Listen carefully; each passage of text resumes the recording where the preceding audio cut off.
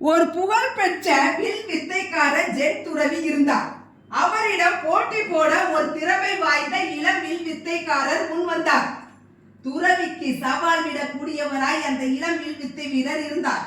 இருவரும் பல போட்டிகளிலும் வென்று முன்னேறினார்கள். தூரத்தில் இருக்கும் ஒரு மாட்டு பொம்மையின் கண்ணில் மிக சரியாக முதல் அம்பால் அடித்து, பின் அடுத்த அம்பால் அந்த அம்பையே இரண்டாய் பிளந்து சாதனை செய்து காட்டினார் அந்த இளம் வீரர். அருமை என்று பாராட்டிய துறவி, என்னுடன் ஒரு இடத்துக்கு வா, அங்கு வந்து ஜெயிக்க முடிகிறதா என்று பார்ப்போம் என்றார். அடக்க முடியாத ஆவலுடன் துறவியை பின்தொடர்ந்தார் அந்த இளம் வில் வித்தைக்காரர்.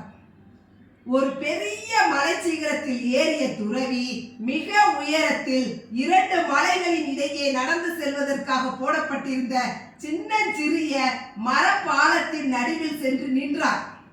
பாலம் ஒருவர் மட்டுமே செல்ல முடிந்ததாய் இருந்தது.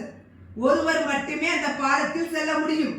கீழே பார்த்தால் பாதாளம், கொஞ்சம் சறுக்கினால் மரணம் நிச்சயம். தன் வில்லை எடுத்த துறவி அம்பை தொடுத்து தூரத்தில் இருந்த ஒரு மரத்தின் கனியில் மிகச் சரியாக அடித்தார். இப்போது உன்முறை என்றபடி பாலத்தில் இருந்து மலைப்பகுதிக்கு சென்று நின்று கொண்டார். இளம் வீரர்க்கோ கை கால் எல்லாம் உதறியது. ஒரே நடுக்கம். கனியை சரியாக அம்பால் எய்ய முடியவில்லை. அவரது முதுகை தடவி கொடுத்த துறவி, உன் வில்லில் இருக்கும் உறுதி உன்னுடைய மனதில் இல்லை என்றார். ஆம் நண்பர்களே, இதே போல்தான் நாமும் கூட. உடம்பு வலிமை பெற வேண்டுமானால் மனம் வலிமை உடையதாக இருக்க வேண்டும்.